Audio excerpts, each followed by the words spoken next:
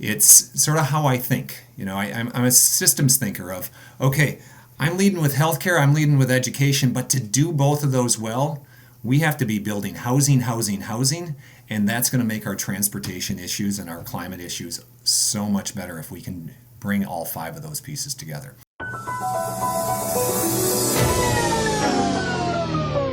We're rolling. We're rolling.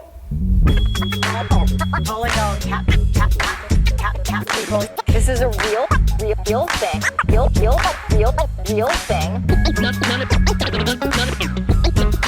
None of you have the balls to stop this. Stop this. I've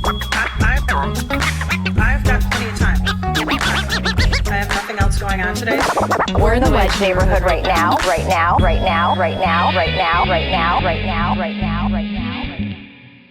This is the Wedge Live podcast. I'm your host, John Edwards. Unexpected series of episodes we're doing with candidates for Minnesota Senate in District 60. Carrie Ziedzik, the senator, passed away a week ago on December 27th. The primary is January 14th. Is that right, Doron? The primary is January 14th. And then the general is January 28th. 2 weeks later. A very compressed schedule. Thank you, Doron Clark, for being here with me. You're one of the many candidates running for this seat. Thank you. It's good to be here. Thanks for putting a spotlight on this. It's unfortunate we all have to be here, but we got to get to work. First, compliments on your website. It might be the best candidate website, and the fact that you put it up in a matter of days, I think needs to be pointed out. Are you very proud of that website? I am amazed at that website, and it's really amazed at the friends I have. It's they know what they're doing, and so when I said, "Hey, I'm thinking about this," to somebody, he's like, "I love websites," and I go, "Okay, let's go." And he put it together, and then I got to work on a whole lot of content that needed to get added to it in terms of words. Do you want to shout out your friend? Who is your friend? Is it Elliot Payne? It's Jamie Erickson. Okay. Be cooler if Elliot Payne designed your website. Also, I'm not even talking about the design of the website. I don't care about the design. The content on the website is the hard stuff. So who did that? So the pictures are largely taken by Elliot Payne, one of my key supporters, but some of them are taken from the running I've done with Mill City Running. So we've had some photos taken over the years and gleaned from just my life. So there's parts of that are just the things I've done in the neighborhood, and some of it is my friend Elliot Payne as well. I'm not even talking about the pictures. I'm talking about the written stuff. The written stuff. Well, yes. Yeah, the words are mine. So it's I obviously did research where I okay, these are things I'm inspired by, and these are things that people said here. I would think you should look at this, but everything that's on there is mine, and it's sort of how I think. I'm a systems thinker of, okay, I'm leading with healthcare, I'm leading with education, but to do both of those well, we have to be building housing, and that's going to make our transportation issues and our climate issues so much better if we can bring all 5 of those pieces together. So that's just how I think. It's systems and processes all coming together to go, all right, these all make sense as how they help each other and lift each other up. Okay, I'm sorry for talking about the website for so long here at the beginning. I love the website. I was running with a friend this morning. He goes, "How did that get up?" And I started going through it, and it's it's pictures, it's the words, it's really the excitement that I have for the community. Regular people don't understand what a pain in the ass this stuff is, and all the people you need to help you to make a campaign just look normal that everyone else takes for granted. So I appreciate it. Well, and I don't think my kids recognized it either. The first day that we were working on this, my 8th graders kept sort of peeking around the corner going, "What's going on?" And now she's just all there, right in on it. But the first day she was just, I don't know what. Has it been the dozens of people in and out of your house? Are you doing that thing? It's in and out of my house, but that's my normal life, actually. Usually it's teenagers coming in and out of my house. So last night we had a bunch of kids just crashed in the basement. But that's a regular weekend night, and so it's more adults and friends than usual, but in and out is sort of the regular piece of the Clark household. Okay, real questions now. What does Minneapolis need from the state legislature? Like what are the top things that people in District 60 and Minneapolis as a whole like needs from the legislature at this time when it's so evenly divided and people are maybe a little pessimistic that anything can get done? Yeah. I think the first thing we need is more funding and more support with our Minneapolis public schools. So there are a lot of gaps where, sure, we had a huge increase in terms of funding, but we know it's not enough. So that's number one. Number two, we may need to make it a whole lot easier to continue to get health care. We know the constant issues with pharmacy benefits, as well as just we need to move towards universal health care. Transportation and climate change, well, we've got these giant roads that cut through Northeast and cut through Southeast that the state owns that make it difficult to move around. Now, it's going to take a while to redo all those. Central, it's on the docket now to be looked at. So in the meantime, we got to be building housing. We've got encampments here in Minneapolis, and we need basically to try everything to move things forward. So what does Minneapolis need?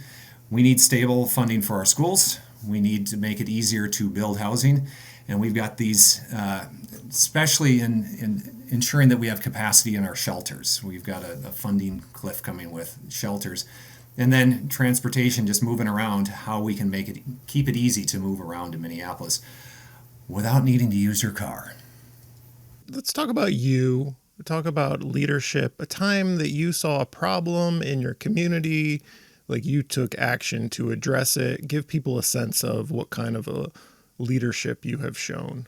Yeah, there's big and small. So I used to be chair of Wyndham Park Citizens in Action, and we have at that point, it was the new Minneapolis Diagonal Trail. Well, the Minneapolis Diagonal Trail ran on the east side of Highway 88, and you couldn't get there from Stinson Avenue. And so a few of us got around and said, what if we just did a crosswise crosswalk across Highway 88 and 18th and Stinson?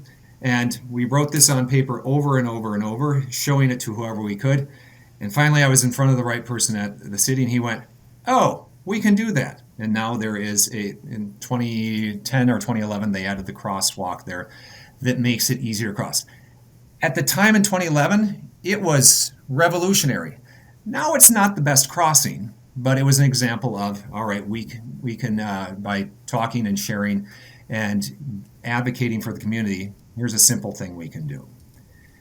Second piece, I'm part of, my kid goes to Edison High School. My eldest goes to Edison High School. And it's been clear on how there is not enough funding all around. Well, parents, we get together and we try and do things to help. Well, this year we had Nerdy in to do as he bills himself, your seventh favorite hip hop artist in the Twin Cities came in. We did a fundraiser where we hoped to make $25,000. We made $32,000. And what does that go to? Helping just teachers get kids on field trips and to events. It's those community roots-based things that I've done well. Now I'm also chair. I'm chair of Hamline University's board, and that's a spot where I'm proud to have been part of Hamline University for a long time. And we have been dealing with how do we have funding opportunities, or how do we get students in to be able to be successful and not come out with deep debt. And proud that we basically match U of M in terms of debt of kids coming out. And we're one of two schools in the state that has been recognized as taking kids from the lowest quartile and moving them up into higher income levels. Something I'm proud of. What do we need for public safety, like in Minneapolis? What do we need from the legislature there? The murder rate is kind of flattened out at this elevated level above the pre-pandemic lows. That's been in the news recently. What can you do? You're not running to manage the first responders, but it's an urgent problem. What can we do? We need to have aid and alternatives for public safety and community safety. We need to be all in on. We need to have aid for the alternatives to policing. So we are reducing interactions. So we're reducing the times when we make it easier to de-escalate. So for instance, we may need to make it easier for traffic control and to be not need to be responded to by armed officers. So Minneapolis doesn't have the ability to do that now. We need safety presence on our cultural corridors. We need to be able to have different folks being able to help keep us safe than just the police, off the police unit. So it's not just one solution, it's all the pieces. But in that, we need stable people to be stable in their homes and feel safe and comfortable there. So again, back to the ability to feel safe and not be out on the street, that you are in your house, that we're finding ways to get people off the street so the number of interactions are lowered as well. Are we entering a time when there's going to be less money to go around? I know we're entering that kind of time at the city. Like, are times going to be tougher? I feel like we've got a lot of big problems that we maybe should have solved in the last couple of years, and now we're heading into a time when they're going to be more difficult to solve because there's less money to go around. Are you thinking about that? Like, yeah, we have a deficit coming up, and it's clear that our legislators made some good moves forward. That were necessary, but it's never done. And we know that we're going to have a small surplus in the next 2 years, and then that we're going to have a deficit after that in about 2.5, 3 years.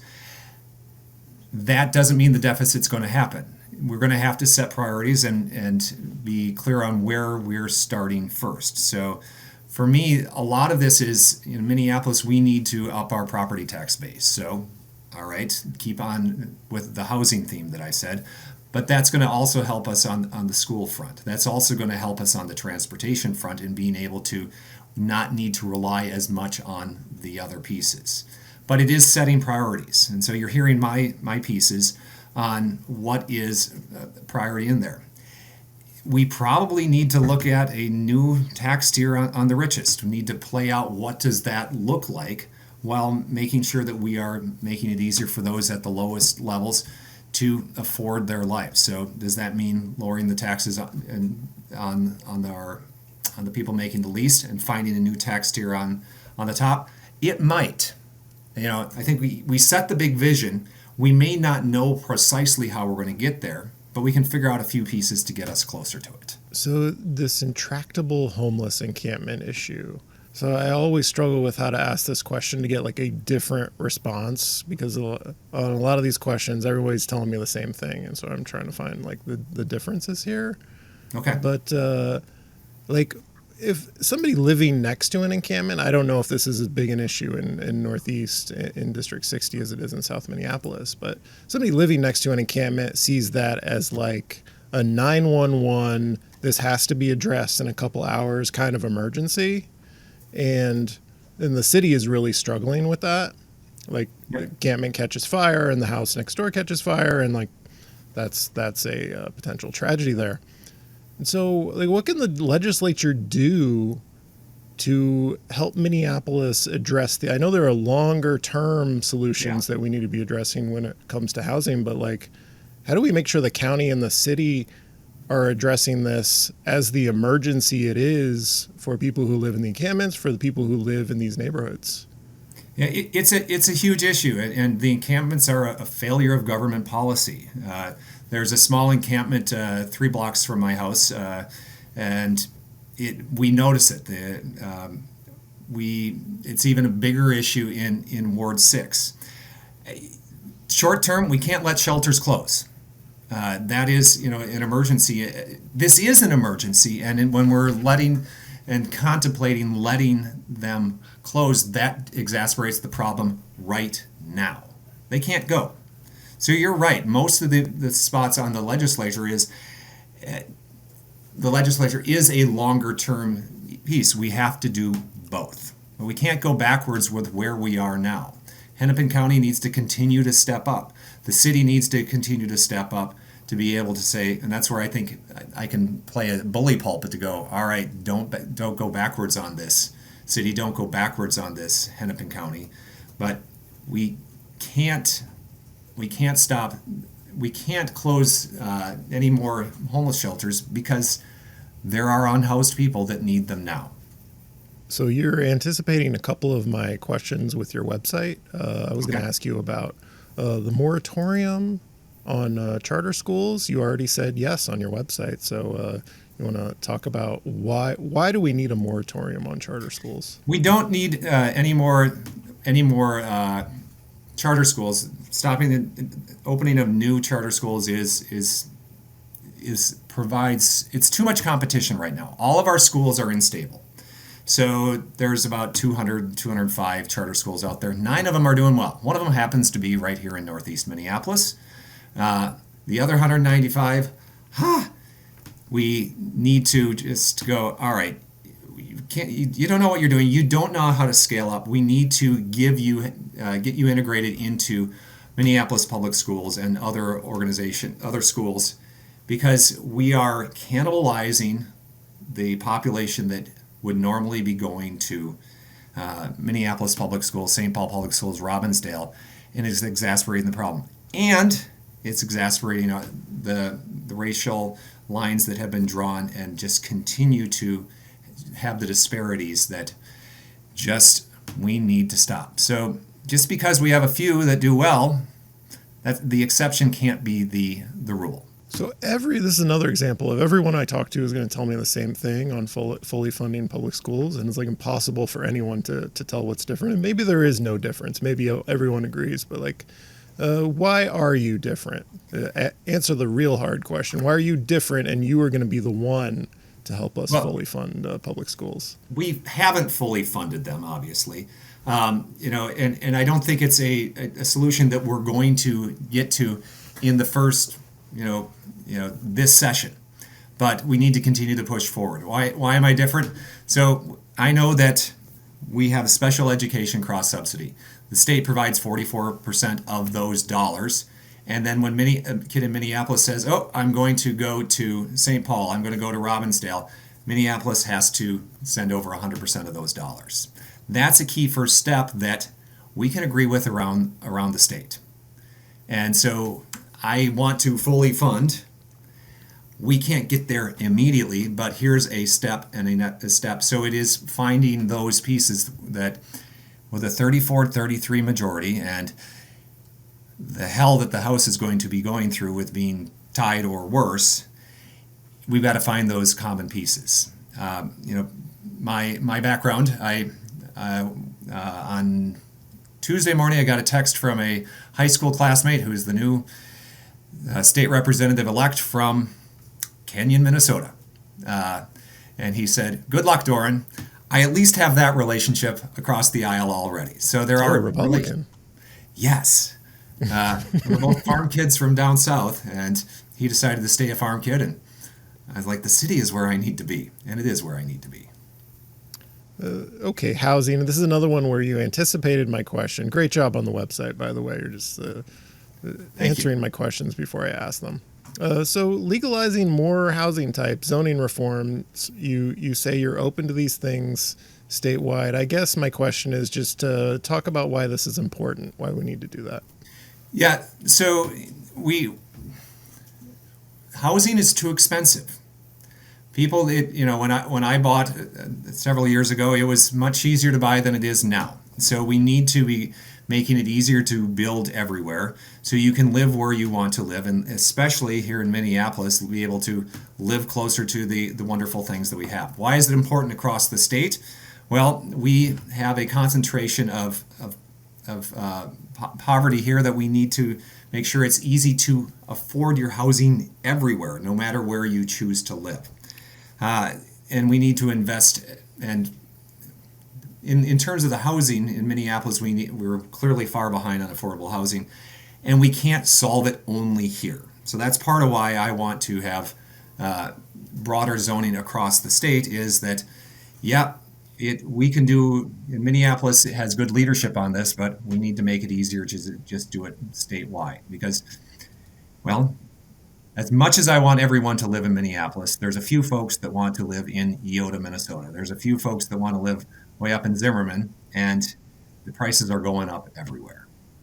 You've mentioned at least 3 places that I've never heard before on this episode. Well, in college, we played a silly game. I don't know why we did it, but it was called Minnesota Map. And we had to guess what county the town was in that you would name. Mm-hmm. And I also just love when small towns pair their names together for a school, like Ada Borup. Sounds like it could be a great name. Mabel Canton. Right. That could be somebody's name. These are things that just, I love the map piece, and it's now allowed me to throw out names like Ada Borup. You're doing the State of the Union thing where you throw out the names of random places just to make yourself seem folksy. I'm sorry. So wild card question. I talked to people from Our Streets, Minnesota for an episode that went out today about I94. So how do you feel about the I94 removal proposal? Like your thoughts on interstate removal generally? I know your district suffers from the presence of some terrible car infrastructure. So do you have any thoughts, your positions on those issues? Yes, I've got lots of thoughts. I live in a much smaller piece. I live 2 blocks south of Lowry. My kids have not been able to cross Lowry because it's just a moat. And then you go, all right, I got 35W. How can they imagine getting across that as a kid on a bike or a walk? Sure, there's places to go under it. 94, we know what 94 did and why it's there. It wasn't a mistake it went through Rondo. And it needs to be returned to a boulevard. We need to have trains down the middle, have it make it easy to connect. The ability to connect communities is crucial to what I believe and how we can show dignity. Now, if NDOT, again, I reiterated, they can't do that, all right, we know what we want. We're going to push for it, but if they say no, and I'll keep saying this is the way we got to go, but if we can't connect it that way, let's figure out how we can put in more pedestrian bridges. Let's get it capped in some spots. It should be a boulevard, but if we can't get that full boulevard, we've seen the benefits that have happened in Syracuse from removing their interstate and other places. We know it's the right piece. We got to just keep convincing folks, and if we can't get them there, let's show other ways that we can connect. Look how efficient we are with this episode. We have to be because it's just a mad dash to the DFL primary, but we're almost done. Final thing here is give me a recommendation. What are you enjoying? You got any new hobbies, TV shows? What do you like that you want to recommend to other people? So I have been going deep on Minnesota books the last 3 years. I came out and it's like my stack of books had gotten too big, so I'm becoming fairly proficient on Minnesota authors. William Kent Kruger is great. Peter Guy, I'm reading the Ski Jumper right now, and that's where I go down to my library on Central. I pick up my books there. So that's my new hobby. My ongoing hobby is I love to run, and it's how I see and am informed by what goes on in the streets. One practice I had to stop in my running was I used to count how many cars stopped at stop signs. Oh my! Zero cars stop at stop signs. It's like 1 in 20 here, and then when I would go run with friends in the suburbs, it'd be about 1 in 40, and it just was so. So don't pick up that hobby. Don't take that hobby. That's a bad hobby. Look at my hobby on reading Minnesota authors. You know why you shouldn't take up that hobby? Because the next time you see someone complain about bikers not following the law, it will drive you insane. Like, have you never watched anyone drive before in your life? Never thought of yourself as you drove. So, okay, not the last question. I've heard people speculating about who the Fry candidate in this race is, and it is no one, as far as I can tell. There's no Jacob Fry candidate. And the reason you're guilty, the reason you have been falsely accused, is the running. People are like, he's a runner. Has to be the Jacob Fry candidate. It's not me. Okay. I don't think it's anyone. I can't tell who it is. You're probably not going to hear from them on this podcast because I can't find them. If they're I don't know, but I can. If you're keeping a checklist, you can put me in the no column. Okay. Also, it's not Peter Wagenius, even though he knows R.T. Ryback and worked for R.T. Ryback. It's not Peter Wagenius because he also worked for Bessie Hodges and is also like a fine, upstanding person. So don't stop falsely accusing people of being the Jacob Fry candidate, everyone. Okay. Are you doing that? Are you doing the false accusing? No. I've seen people doing it, and it's weird. It's the new Red Scare is finding the Jacob Fry candidate. Oh boy. Okay, thank you, Doron Clark, running for Senate in District 60. Visit www.doronforsenate.org, and I need to be clear, DORON, doronforsenate.org. Although I do have DORAN for senate.org as a redirect too. Oh, well, that's a little interesting tidbit that you had your website. You've snapped up all the misspellings of your name. Well, my entire life, my grandpa never once spelled my name right. And so I've just accepted that it both can work. So it's what we did. Okay. This has been the Wedge Live podcast. I'm your host, John Edwards. Thank you for listening. Thank you, Doron Clark. Goodbye, everyone. This is a real thing. Real thing.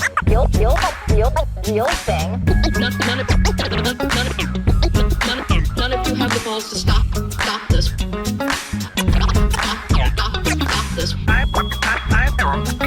I've got plenty of time. I have nothing else going on today. We're in the Wedge neighborhood right now.